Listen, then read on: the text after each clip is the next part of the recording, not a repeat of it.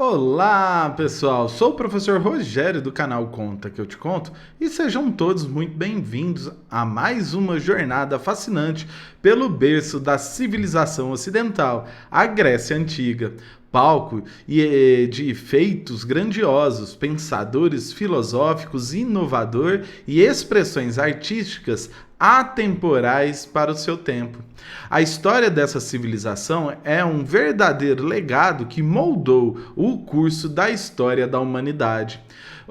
E vamos mergulhar nas conquistas dos antigos egípcios, descobrindo não só apenas fatos históricos, mas lições sobre política, arte, ciências e valores que ecoam até nos dias de hoje. A história da Grécia Antiga é um mosaico de realizações impressionantes, abrangendo séculos de desenvolvimento cultural, político e intelectual que moldaram o mundo ocidental. Os primórdios da Grécia Antiga remontam aos tempos mitológicos, permeados por histórias fascinantes sobre a criação do mundo, os deuses olímpicos, os titãs, como Zeus, Hera, Atenas e outros deuses que foram personificações dos valores, paixões e conflitos humanos daquela época. A partir do século 8 a.C., surgiu as célebres cidades-estados gregas, as polis, cada uma com sua própria identidade social, política e cultural. Atenas, ficou conhecida como o berço da democracia, e Esparta, famosa por sua disciplina militar, se destacaram nesse cenário. No século V a.C., foi marcado pelo esplendor ateniense. Durante o governo de Péricles, Atenas experimentou um florescimento cultural e artístico sem precedentes naquele tempo. Grandes obras arquitetônicas, como o Panteão e o desenvolvimento da democracia ateniense, se destacam nesse período.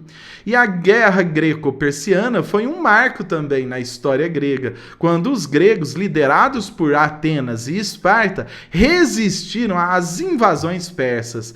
Esses conflitos inspiraram um sentimento de unidade e orgulho nacional entre os gregos, e que foi retratada, pessoal, no cinema, não é? Com o filme 300. Quem aí do outro lado nunca assistiu esse filme? Se não assistiu, pessoal, eu recomendo que assista. A Grécia Antiga foi também o berço da filosofia ocidental, como pensadores importantes como Sócrates, Platão, Aristóteles, que questionaram e exploraram profundamente, pessoal, ideias sobre ética, política, existência humana, a sua arte e arquitetura, especialmente nos templos e esculturas, e influenciaram, futuras gerações. As guerras do Peloponeso, por exemplo, que foi um conflito entre Atenas e Esparta, enfraqueceu as cidades-estados, abrindo caminho por aí, pessoal, para a ascensão da Macedônia e, posteriormente, do Império Romano sobre a Grécia. Enfim, o legado da Grécia Antiga perdura na herança política, filosófica e cultural do mundo ocidental. Seus valores democráticos, contribuições filosóficas e avanços artísticos são fundamentais para compreendermos a base da nossa civilização atual. E a riqueza e profundidade dessa história continua a inspirar e a impactar toda a humanidade. Agora, pessoal, vamos falar um pouco das características gerais da civilização grega. Ela estava, situada no sul da Europa, em um território com solo pouco fértil e predominantemente montanhoso. A história da Grécia Antiga aconteceu na Península Balcânica, estendendo-se até a ilha do Mar Egeu, que era conhecido como Grécia Insular, e o litoral, da Ásia Menor, que era conhecido como Grécia Asiática. E a partir do século 8 a.C., os gregos ampliaram ainda mais esse território, fundando colônias no Mediterrâneo e no sul da Itália. As pessoas, neste período, participaram do mundo grego, porque desfrutaram dos mesmos costumes, falavam o mesmo idioma e se organizaram politicamente e socialmente da mesma forma, ou de forma parecida. Não era uma unidade, com um país, na verdade, pessoal, era um território, sem fronteiras. A Grécia Antiga era politeísta, ou seja, a sociedade grega idealizava seus próprios deuses que possuíam atributos físicos e comportamentais humanos ou animais. Cada polis, né, que era conhecida como cidade, tinha o seu deus protetor, e o Monte Olimpo era considerado pelos gregos como a casa de todos os deuses. Por isso, pessoal, o local protagonizou muitas das histórias mitológicas gregas, servindo até mesmo, pessoal, como tribunal, onde as divindades decidiam o rumo da vida dos mortais e até mesmo de outros deuses. Existia uma proximidade intelectual e física muito grande entre os deuses e a sociedade da Grécia Antiga. Por isso, as histórias eram passadas, de geração em geração e tinham grande influência nas transformações e também nas decisões sociais. Eram usadas, por exemplo, pessoal, para justificarem as guerras, mortes e até o nascimento de heróis gregos. Entre os deuses mais famosos, pessoal, destacam-se, lógico, Zeus, considerado o maior deus dentre a hierarquia da mitologia grega. Afrodite, a deusa do amor, da beleza e do sexo, e a Atena, protetora da cidade de Atenas e deusa da sabedoria. Enquanto Esparta vivia em uma diarquia, pessoal, ou seja, possuía 2 reis que detinham o poder de toda a cidade, Atenas viveu durante muitos séculos a democracia direta, com assembleias onde os atenienses, considerados cidadãos, que era cerca ali de 2 ou 3% da população de Atenas, votavam e discutiam as leis. A escravidão e a divisão da sociedade em diferentes classes sociais também foram um marco da Grécia Antiga. Atenas, por exemplo, admitia a escravidão quando alguém estava em dívidas, por exemplo, com o governo. Já a Esparta, pessoal, deixava os seus escravos sob o poder dos reis. A sociedade grega passou por grandes transformações ao longo de sua história, e durante as suas primeiras colônias havia um sentimento e um comportamento coletivista entre os povos, que dividiam igualmente os alimentos, roupas, moradias entre si, meio que comunista, social, uma social-democracia, eu acho.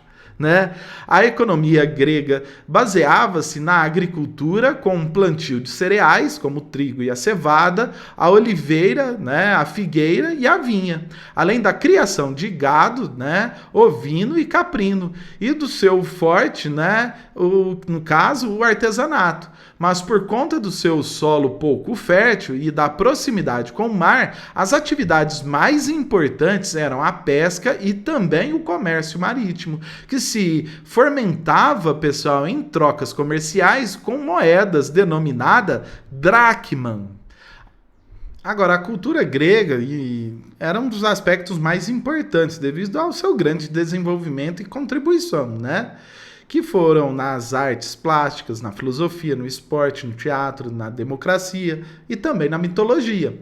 Na filosofia, por exemplo, destaca-se o processo nas questões do pensamento sobre a existência humana, contribuições dos filósofos de Sócrates e Platão, muito importante nessa época. Já o esporte, a criação dos Jogos Olímpicos foi um dos maiores marcos gregos. Eles ofereciam as competições aos deuses e ovacionavam aí seus vencedores como grandes heróis.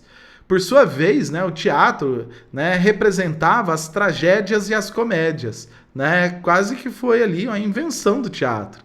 As lendas da mitologia grega também eram retratadas, no caso aí para o povo que vivia ali na Grécia. As músicas alegravam aí os festivais da nobreza e eram tocadas como instrumentos, como a flauta e a harpa. A formação da Grécia Antiga dependeu da fusão de, no mínimo, pessoal, de 4 povos, que viveram naquela região ao longo da história.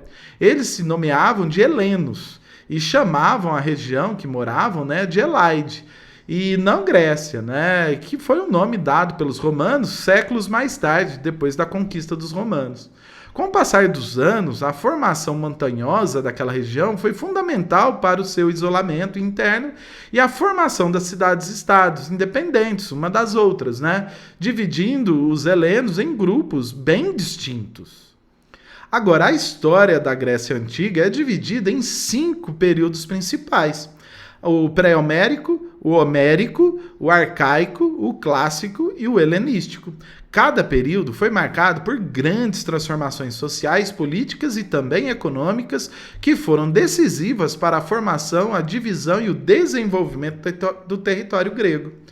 Um exemplo, pessoal, é o pré-homérico, também conhecido como período de formação da Grécia. Deu início no sul do Mar Egeu e na ilha conhecida como Creta, e que tinha sua capital, né, a cidade de Knossos.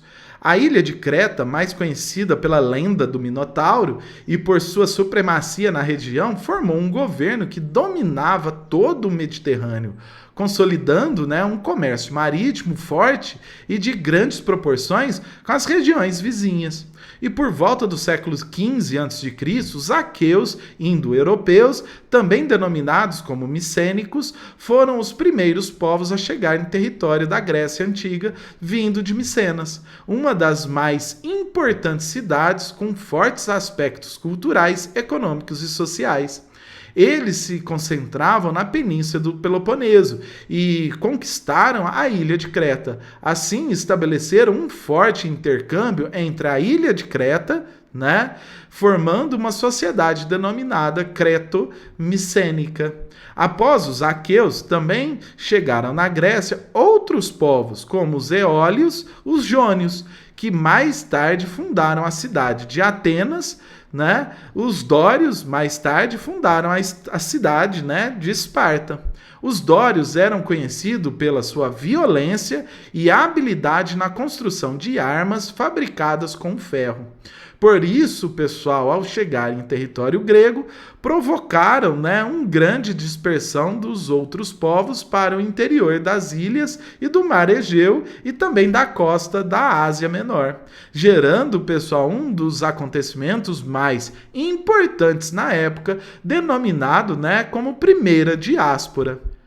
E após essa primeira diáspora, né, a civilização greco-micênica, né, foi absorvida e a Grécia passou por uma grande, né, reestruturação cultural e uma reestruturação em sua organização social e econômica, né, e passou ali um outro período, né, pessoal? Esse período ficou conhecido como período homérico, que é conhecido pela organização social gentílica.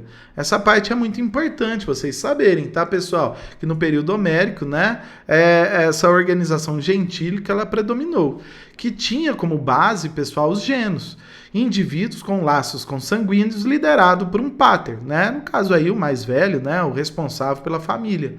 Um patriarca que era, né, o detentor de poderes tanto políticos, religiosos e militares, né? Então ele que mandava, né, naquele grupo. Cada pater e seus parentes mais próximos eram proprietários das melhores terras e maiores terras também, né? Assim, a sociedade passou a se dividir da seguinte maneira, né? Tinha os eupátridas, que eram os proprietários, né, dessas grandes terras e melhores, né? Tinha os geórgios, né, que eram os pequenos agricultores, e tinha aqueles que não tinham nada, né, que eram os tetras, né? Durante essa tensão, né, a sociedade gentílica sofreu com a sua desintegração.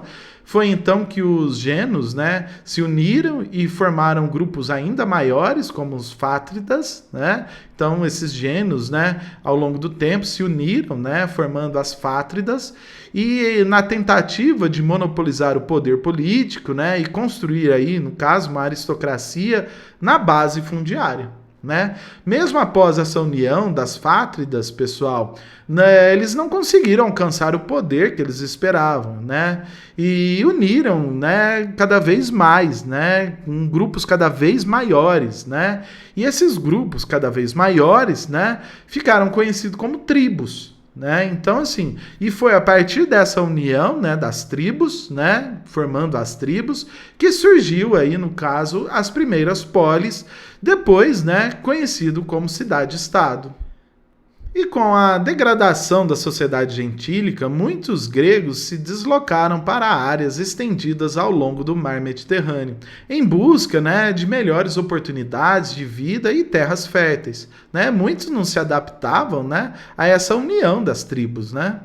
E os acontecimentos importantes, denominados como essa segunda diáspora, quando se formaram, né, essas grandes colônias nas áreas do Mediterrâneo, na Ásia Menor e no norte da África, né, foi essa expansão, né, desses gregos, né, que não se adaptaram à formação dessas nessas primeiras polis. Com o fim da sociedade gentílica e do surgimento das cidades-estados, o período arcaico, ocorreram acontecimentos, né, agora já no período arcaico, esses acontecimentos importantes, né, como o surgimento, pessoal, do alfabeto fonético. Né? Isso foi muito importante nesse período, né, que é denominado como período arcaico. E o processo econômico como a divisão do trabalho e do comércio, né? E o processo, no caso, de urbanização, né, das cidades-estados. Nessa fase, pessoal, a Grécia possuía mais de 100 cidades-estados independentes que seguiam seus próprios, né, regimes políticos. E entre as cidades mais importantes, né, lógico, destaca-se, né, Atenas e Esparta. Atenas, conhecida como o berço da democracia, instituída, né, por Clístenes, né, e foi fundada pelos jônios e se situava na Península Ática. Né? A sociedade basicamente se constituía por navegadores, comerciantes, poetas, filósofos e artistas, e também escravos. Né? A educação em Atenas era voltada para a formação completa do homem, ou seja, desenvolvia-se o seu lado intelectual, físico, artístico e seu senso crítico. Agora, em Esparta, pessoal, que foi fundada pelos dórios, a situação no interior, né, situada, né, no interior da península do Peloponeso, ficou conhecida por ser uma cidade predominantemente militarista, aristocrata, né, e conservadora, com terras e escravos sobre o poder do Estado. A sua educação tinha por finalidade formar cidadãos soldados, com perfeição física, hábitos de obediência às leis e criando, né, coragem, né, entre os seus habitantes, baseada num ideal, né, lacônico, né, com uma forma de comunicação direta e também sucinta de informação, sem muito questionar, né? Com grandes processos, né, políticos, sociais e culturais, o fim do período arcaico foi marcado pela colonização, né, por consequência do crescimento populacional. Grandes expedições marítimas foram organizadas, levando alguns gregos para colonizarem, né, terras ao redor do mundo. Né? Então, esse período arcaico, né, que é a formação aí dessas cidades-estados, ela foi marcada, o seu fim, né, com a expansão, né, do povo grego, colonizando outros lugares no mundo. Essas expedições chegavam a várias partes do Ocidente, como o sul da Itália, além da França, também no Egito. Novas cidades-estados foram instituídas nesses territórios, sendo Nápoles, né, a nova polis, né, grega, no caso na Itália, uma das mais conhecidas. Conhecido como a Era de Ouro da Grécia Antiga, esse período foi marcado não só pela ascensão do teatro, da música, da filosofia, mas também pelas guerras e batalhas decisivas, como as guerras médicas, né, que aconteceu, pessoal, entre os gregos e os persas. Atenas era a principal polis que recebia os impostos de outras cidades, utilizando, né, para o seu benefício próprio. Mas mesmo após a batalha, né, de Termópilas, né, vencida pelos persas, Atenas continuou bastante forte. Por consequência, outras cidades se indignaram, unindo-se a Esparta, criando assim, no caso, a Liga do Peloponeso. É exatamente nesse momento, pessoal, que Esparta e Atenas, cada um com seus aliados, lutaram entre si. E aproveitando a crise, né, entre as duas principais cidades gregas, Tebas, aliada de Esparta, rebela-se e expulsa os soldados espartanos, impondo a sua hegemonia sobre as cidades gregas. Esparta foi derrotada em 371 a.C. pelos exércitos tebanos na Batalha de Leutras. Essa vitória, pessoal, deveu-se, né, à organização das falanges, né, dos generais Pelópidas e Epaminondas e uma rebelião entre os escravos espartanos, obrigando grande parte dos soldados a suspender a sua campanha na defesa da cidade. Com grande hegemonia de Esparta, todas as cidades gregas, né, se enfraqueceram. Liderados pelo rei Felipe II, Felipe da Macedônia, o povo macedônico se situava, né, na região norte da Grécia, conquistou toda a Grécia, né, na Batalha do Queroneia, em agosto de 338 a.C. E após, né, a morte do rei Felipe II, seu filho Alexandre Magno, também chamado, né, por Alexandre o Grande, sucedeu, né, o trono de seu pai, consolidando toda a Grécia e aumentando o império para o Oriente. A Fenícia, o Egito, a Palestina, a Índia foram os lugares conquistados por Alexandre Magno, o personagem histórico que fundou um dos impérios mais vastos da humanidade. Após a sua conquista no Oriente, houve a fusão da cultura grega, né, com de outros povos dominados, principalmente egípcios, mesopotâmicos, persas, dando o surgimento da cultura helenística. A herança cultural da Grécia se estende por todo o Ocidente até nos dias atuais, pessoal. Convivemos diariamente com inúmeras criações gregas, né? Entre elas nós temos aí os Jogos Olímpicos, né, que é uma reunião, né, de várias nações, vários países, né, de 4 em 4 anos para competir vários jogos esportivos. Né, nas artes plásticas, né, nós temos pinturas e esculturas gregas que são classificadas até hoje como clássicas, né, e harmônicas, né, influenciando grandes artistas. Na filosofia, né, no ensino de ciências humanas, os autores, né, Sócrates e Platão, são citados como referência muito importante para a nossa história. Na matemática, grandes matemáticos como Pitágoras, Tales, Mileto, né, têm, né, as suas descobertas usadas, né, nas ciências exatas e estudadas até nos dias de hoje. A democracia ateniense, por exemplo, pessoal, é praticada em diversos países, como no Brasil, né? No Brasil nós, né, praticamos a democracia.